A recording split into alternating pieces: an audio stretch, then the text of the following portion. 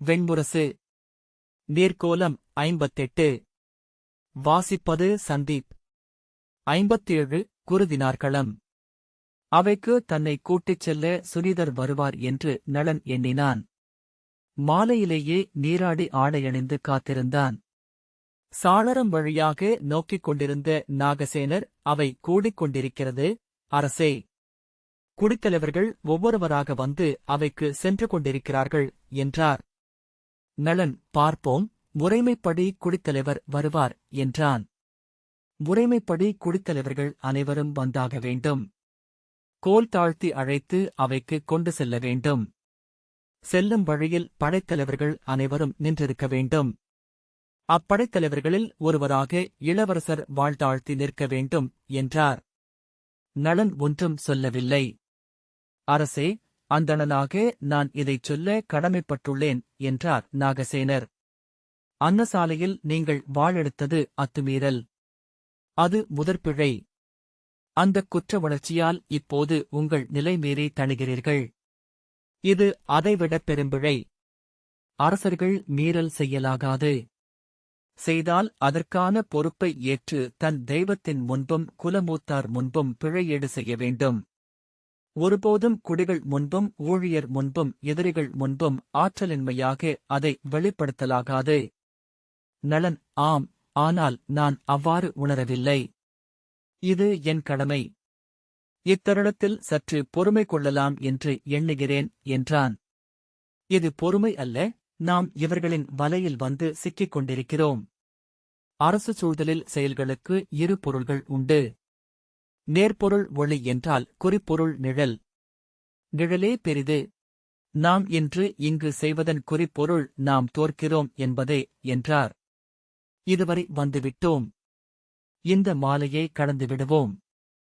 நாளை ஆவன எண்ணுவோம் என்றான் நளன். அந்தி மயங்கிய போது அவனே பொறுமையிழந்தான். கூடத்தில் நிலையழிந்து உலவியவன் நின்று ஏவலனை அழைத்து, நீ சென்று அங்கு என்ன செய்கிறார்கள் என்று பார்த்து வா என்றான். வேண்டாம் என்றார் நாகசேனர். செல்லலாகாது. பொறுப்போம். நளன் அவரை நோக்க, அரசே, அங்கே அவை கூடிவிட்டது. சொல்லு சாவல் நிகழ்கிறது என்றார்.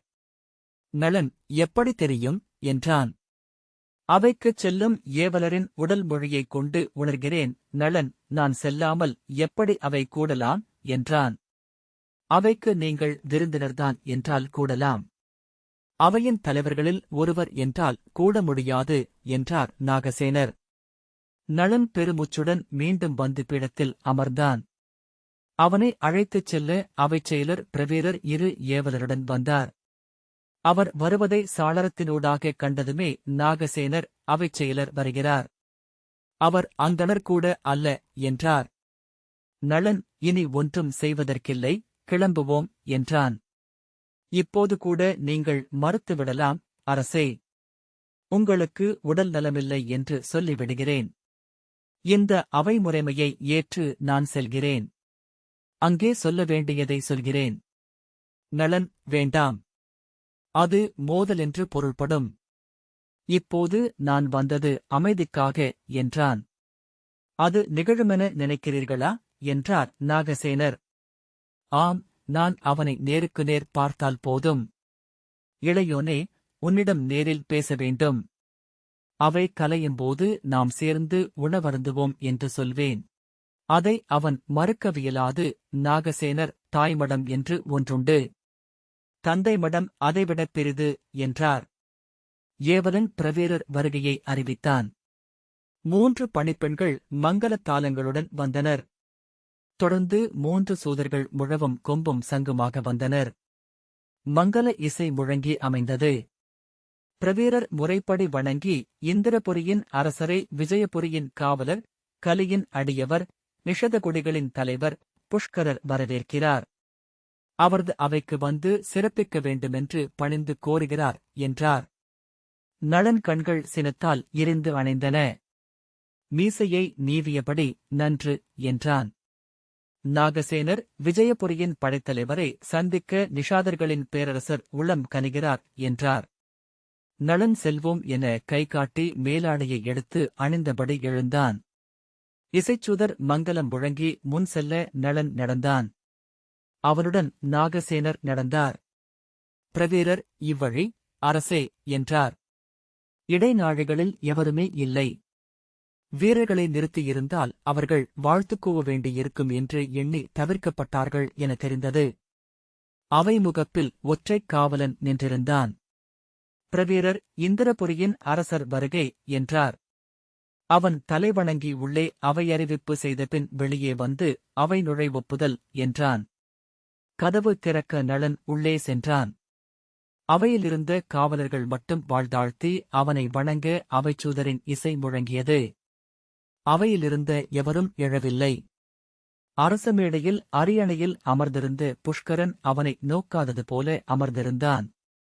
அமைச்சர் பத்ரர் புஷ்கரனிடம் சென்று இந்திரபுரியின் அரசர் நளன் அவை வருகை என்றார். புஷ்கரன் திரும்பி நோக்கி மிகச் சிறிதாக தலைவணங்கி பீடத்தில் அமரும்படி கை காட்டினான். நளன் அவையை ஒருமுறை நோக்கிவிட்டு சென்று தனக்கான பீடத்தில் அமர்ந்தான். அவனுக்கான இருக்கை அயல்நாட்டு வருகையாளர்களுக்கான நிறையில் போடப்பட்டிருந்தது. இந்திரபுரியின் மின்கதிர்கொடி அதற்குப் பின்னால் பறந்தாலும் எளிய மரப்பீடம் அது. தங்கள் இறகுத் தலையணிகளும் தோல் போர்வைகளும் குடிக்கோல்களுமாக அமர்ந்திருந்த குலத்தலைவர்கள் அனைவரும் அவனை நோக்காமல் இறுக்கமாக அமர்ந்திருந்தனர். சுனீதர் எழுந்து சென்று ரிஷபனிடம் ஏதோ சொன்னார். புஷ்கரன் தன்னருகே அமர்ந்திருந்த மாலினியிடம் சற்று சரிந்து மெல்ல பேசினான். அவை முழுக்க பேச்சொலிகள் இணைந்து மெல்லிய ரீங்காரம் பரவியிருந்தது. அமைச்சர் கைகாட்ட நிமித்திகர் எழுந்து சென்று அறிவிப்பு மேடையில் நின்று, அவையீரே, இன்று இந்த அவையில் நம்மை சிறப்புறுத்தவும் நம் குடிகளை வாழ்த்தவும் நம் முடிகொண்ட தலைவர் புஷ்கரரின் மூத்தவரும் இந்திரபுரியின் அரசருமான நளன் வந்துள்ளார். அவரை இந்த அவை தலைவணங்கி வரவேற்கிறது என்றார். அவையினர் கோல்களை தூக்கி ஒப்புகை ஒலி எழுப்பினர். இந்த அவைக்கு அவர் உரைக்கும் நற்செய்திக்காக அரசரும் குலத்தலைவர்களும் பிறரும் காத்திருக்கிறார்கள். நன்று சூழ்க என்றபின் அவர் வணங்கி இறங்கினார். நளன் சில கணங்கள் அவையை நோக்கியபின், விஜயபுரியின் படைத்தலைவருக்கும் குடிகளுக்கும் என் வணக்கம். நலம் சூழ்க என்றான். இங்கே அவையறிவிப்பில் விஜயபுரியின் படைத்தலைவன் என்று என் இளையோனை கூறினர். இனி அவனை விஜயபுரியின் அரசன் என்று சொல்ல வேண்டுமென்ற அறிவிப்பை இந்த அவையில் வெளியிடுகிறேன். என் வருகையின் முதல் நோக்கம் அதுவே என்றான். அவை எந்த ஓசையையும் வெளிக்காட்டாமல் அமைதியாக அமர்ந்திருந்தது. நளன் அதை எதிர்பாராததனால் சற்று திகைத்தான். என் இளையோன் முடிசூடி அமரும் இந்நிலம் கிழக்கே காஞ்சி வரை பெருகும். அதற்கு என் படைவல்லமை உடனிருக்கும். இது இந்திரபுரிக்கு நட்பு நாடாகவும் உறவு நிலமாகவும் என்றும் நீடிக்கும் என்றான். அவையின் அமைதி அவனை படபடப்பு கொள்ளச் செய்தது. இந்திரபுரியின் அஸ்வமேத நிறைவு விழவுக்கு என் இளவலாகவும் விஜயபுரியின் தனியரசனாகவும் புஷ்கரன் வரவேண்டும் என்று அழைக்கவும் தான் நான் வந்தேன் என்றான். அவையில் மெல்லிய குரல்கள்தான் ஒலித்துக் கொண்டிருந்தன. நளன் சினம் கொள்வது தெரிந்தது. நாகசேனர் அதை உணர்ந்ததும் எழுந்து, மாமன்னர் நளன் தன்னால் கைப்பற்றப்பட்டதும் தன் ஆட்சிக்குரியதுமான இந்நிலத்தை தன் இளவலுக்கு அளிக்கும் விழவையும் அஸ்வமேத நிறைவு நாளிலேயே நடத்தலாமென்று எண்ணுகிறார். அதற்கு இந்த அவை ஒப்புதலை எதிர்பார்க்கிறார் என்றார். அவை புஷ்கரனை நோக்கியது. அவன் ரிஷபனை நோக்க அவன் தன் மேலாடையின் பொன்னூல் முடிச்சு ஒன்றை இழுத்து சீரமைத்துக் கொண்டிருந்தான். அவையின் அமைதியில் நளன் நிலையழிந்தான். உரத்த குரலில் அவையோரே என்றபடி எழுந்தான். ஆனால் அவர்களை திரும்பி நோக்கியதுமே அவன் குரல் தழைந்தது. என் குடியினர் நீங்கள். என் குருதி. நான் உங்களிடம் அரசனாக வரவில்லை, உங்கள் குடியைச் சேர்ந்தவனாக மட்டுமே வந்துள்ளேன். ஆம், பெரும்பிழை ஒன்றை செய்துவிட்டேன். அவன் குரல் இணறியது. கைகூப்பி என்னை இந்த குலப்பேரவை பொறுத்தருள வேண்டும். நான் இயற்ற வேண்டிய பிழைநிகர் என்னவென்று உரைக்க வேண்டும். நான் சித்தமாக உள்ளேன் என்றான். அவையில் ஒரு ததும்பல் உருவாவதைக் காண முடிந்தது. அது ஒரு சொல்லென துளிக்கும் முன்னர் ரிஷபன் எழுந்தான். சீர்ஷரின் இறப்புக்கு நிகர் என்ன என்பதை குடியவை முடிவு செய்யட்டும். அதற்கு முன் முடிசூடுவது குறித்த செய்திக்கு அரசர் மறுமொழி சொல்வார் என்றான். புஷ்கரன் பேசுவதற்குள் மாலினி தேவி உரத்த குரலில், விஜயபுரி இப்போது உங்களிடம் இல்லை, இந்திரபுரிக்கரசே. இந்திரபுரி உங்களிடம் இருக்குமா இல்லையா என்பதைப் பற்றித்தான் நாம் பேச வேண்டியுள்ளது என்றாள். அந்த நேரடியான சிறுமைச் செயல் நளனை சொல்லிழக்கச் செய்தது. அவன் அறியாமல் நாகசேனரை நோக்க அவர் அமைதியாக, அரசி, விஜயபுரியை பேரரசர் நளன் படை கொண்டு வென்று சதகர்ணிகளிடமிருந்து கைப்பற்றி நெடுநாட்களாகின்றன. அப்போது தாங்கள் சிறுமியாக இருந்திருப்பீர்கள். விஜயபுரியை வென்றபின் 3 ஆண்டுகளுக்குப் பின்னர்தான் பேரரசர் கலிங்கத்தை வென்றார். தங்கள் தந்தை இந்திரபுரிக்கு வந்து பணிந்து கப்பம் அளித்தமையால் தண்டபுரம் அவருக்கு அளிக்கப்பட்டது. அதை நீங்கள் நினைவுறுவீர்கள் என நினைக்கிறேன் என்றார். இப்போது பரிவேள்வி முழுமையடைந்துள்ளது. பாரத வருஷத்தில் நளமாமன்னரின் புரவிப்படையால் வெல்லப்படாத அரசுகள் சிலவே. மாலினி தேவி முகம் சிவந்து திரும்பி பல்லை கடித்தபடி புஷ்கரனிடம் ஏதோ சொன்னாள். அவள் கண்கள் இடுங்கி பற்கள் வெளித்தெரிய முகம் சீரும் ஓநாயின் தோற்றம் கொண்டது. புஷ்கரன் ஒருமுறை கனைத்த பின், நான் அரசு சூழ்தல் அறியாதவன். நேரடியாகவே சொல்கிறேன்.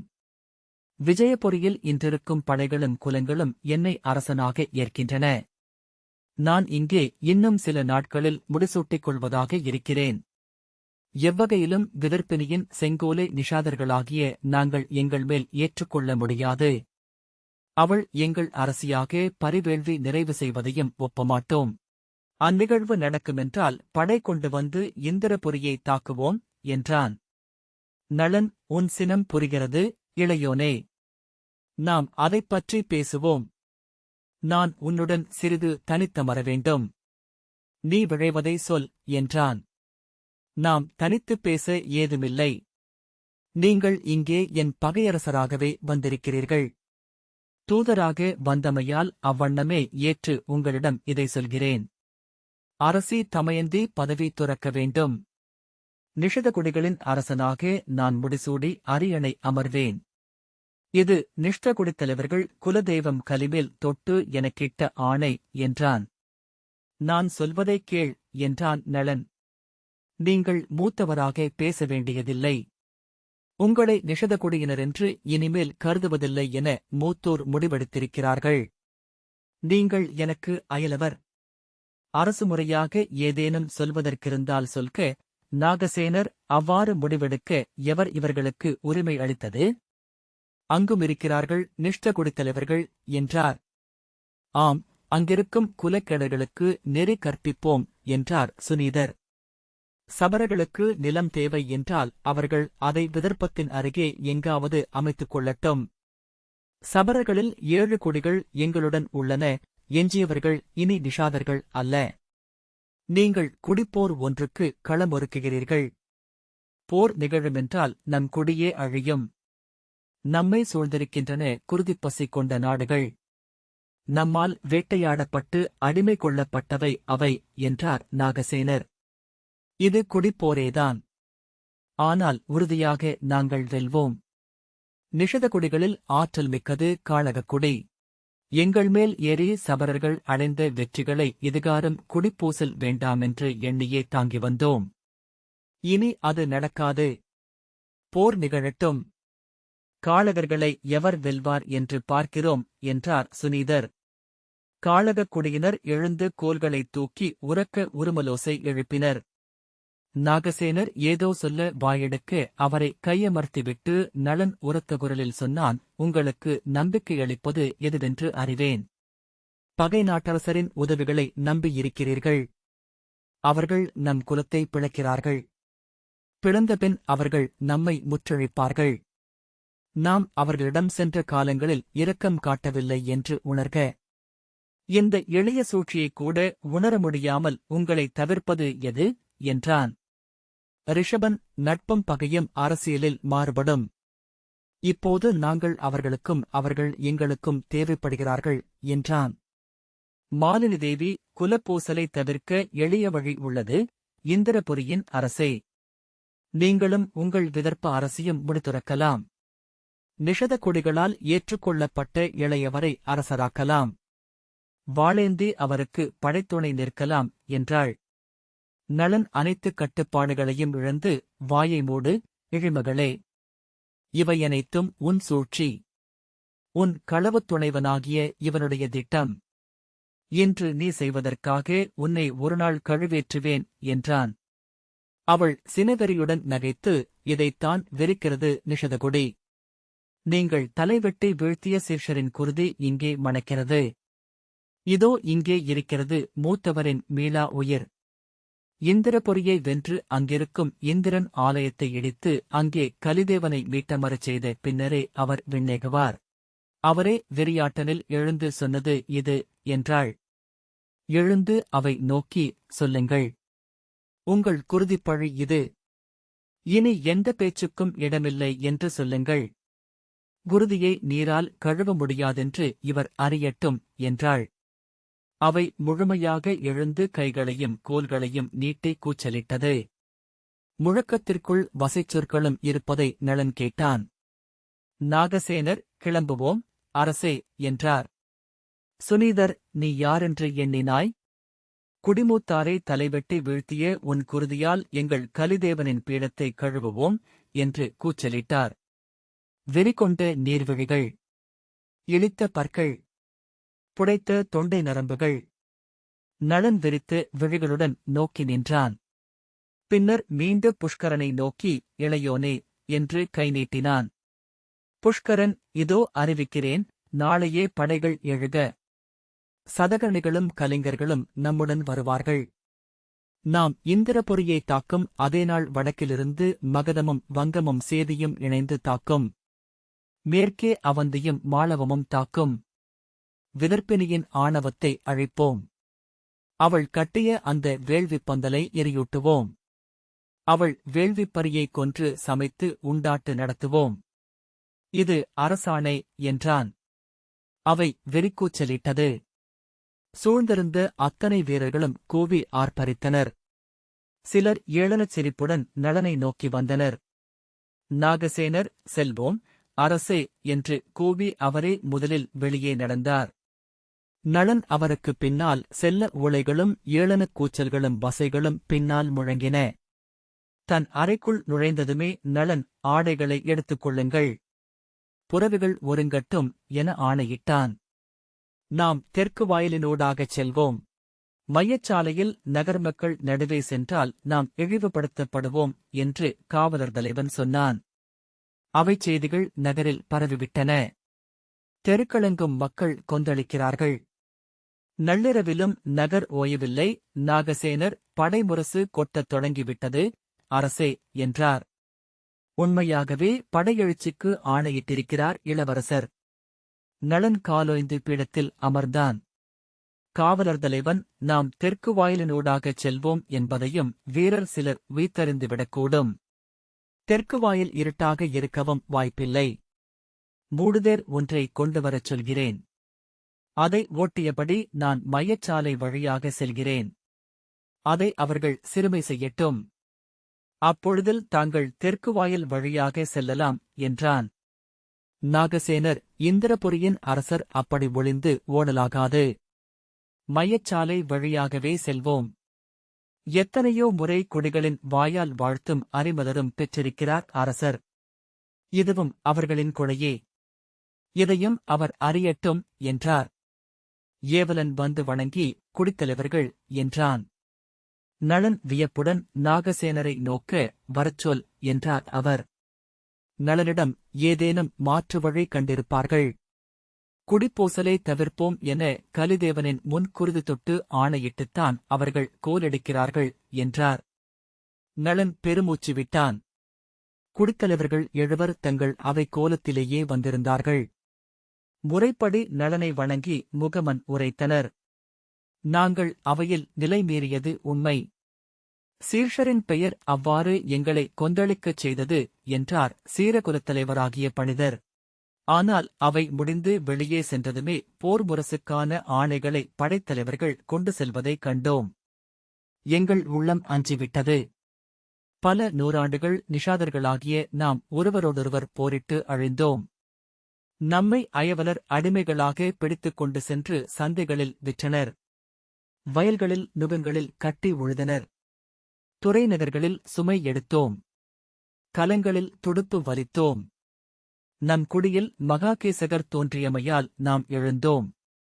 அது நம் குடித்தெய்வங்களின் அருள். அடிமைகளாக அழிந்த நம் மூதாதையரின் தவம். நளன், ஆம், அதை எண்ணியே நான் அஞ்சுகிறேன் என்றான். போர்முகத்தில் நான் கொன்றழைக்க வேண்டியவர்கள் என் குருதியினர், என் இளையோர், மூத்தோர். சூரர்குடித்தலைவரான இகழர் அதை தவிர்த்தாக வேண்டும் என்று பேசிக்கொண்டோம். இளவரசரிடம் நேரில் சென்று போரைத் தவிர்ப்பதைப் பற்றி பேசலாமென முடிவெடுத்தோம். அவர் உணவருந்திக் கொண்டிருந்தபோது நேரில் சென்று கண்டோம். நாங்கள் பேசவே அவர் ஒப்பவில்லை. போருக்கு முடிவெடுத்துவிட்டதாக சொன்னார் என்று பணிதர் தொடர்ந்தார். அருகே அமர்ந்திருந்த மாலினி தேவி போர் முரசு கொட்டிய பின் தயங்குவது அச்சமென்று பொருள்படும் என்றார். அரசர் வெறியுடன் உரக்க நகைத்தபடி எழுந்து போர் தொடங்கிவிட்டது. இனி பின்வாங்குதலே இல்லை என்றார். அவையில் வஞ்சினம் உரைத்த பின் போரை எண்ணித் தயங்க அவர் சித்தமாக இல்லை என்றும் சீர்ஷரின் குருதி தொட்டு உரைத்து அந்த வஞ்சினம் தெய்வங்கள் மேலிட்ட ஆணை என்றும் சொன்னார். எங்கள் சொல் செவியேறவே இல்லை. நாகசேனர் போர் வருமென்றால் ஒழிய வேண்டியதில்லை. 20 ஆண்டுகள் போரை நடத்தும் ஆற்றல் நிஷதபுரிக்கு உண்டு. மொத்த பாரத வருஷத்தையும் வெல்ல எங்கள் அரசரால் இயலும் என்றார். நிஷதர்களின் குருதி நிலத்தில் விழ வேண்டுமென்பது ஊழ் என்றால் அவ்வாறே நிகழ்க. நளன், ஆம், அஞ்ச வேண்டிய இடத்தில் நானோ என் படைகளோ இல்லை. இவர்கள் சூழ்ச்சி செய்கிறார்கள் என்பதை அஞ்சுகிறார்கள் என்பதற்கான சான்று என்றான். இல்லை அரசே, ஒரு வழி திறந்துள்ளது என்றார் பிருங்க குலத்தவராகிய சுருதர். நாங்கள் சோர்ந்து திரும்பி வந்தோம். குலப்பேரழிவை கண்களால் பார்க்கவிருக்கிறோம் என்று உறுதி கொண்டோம். அப்போதுதான் அமைச்சர் பத்ரர் எங்களை நோக்கி வந்தார். என்ன நிகழ்ந்தது, என்ன சொன்னார் அரசர் என்று கேட்டார். போர் நிகழ்ந்தே ஆக வேண்டும் என்று அரசர் வெறிகொண்டிருக்கிறார் என்று நான் சொன்னேன். அவ்வாறென்றால் போர் நிகழட்டும், ஆனால் குருதிப் பொழிவு வேண்டாம் என்றார் பத்ரர். நளன் புருவத்தை சுருக்க இகழர், இத்தகைய சூழல்களுக்காக மூதாதையர் ஏதேனும் ஒரு வழி வைத்திருப்பார்களே என்று நூல்களில் தேடினேன். ஒரு வழி உள்ளது என்றார். நாங்கள் நம்பிக்கையுடன் நோக்க நாற்கள ஆட்டம் என்றார். நளன், சூதா என்றான். ஆம், நாற்களம் என்பது நிகரிப்போர். 4 படைகளும் எதிர் நின்றாடும் களம். குருதிப்போரைத் தவிர்க்க நிகரிப்போரை இரு சாராரும் ஏற்றுக்கொண்டால் நிகழ்த்தலாம் என்று பத்ரர் சொன்னார். நளன் நாகசேனரை நோக்க அவர் நிகரிப்போர் என்றால் என்று தொடங்க பணிதர் உரக்க, பாரத வருஷத்தில் குலப்போரும் குடிப்பூசலும் நிகழாத காலம் இல்லை. ஒருதாய் மைந்தரிடையே வஞ்சினம் உரைக்கப்பட்டால் நிகரிப்போரே தெய்வங்கள் விரும்பும்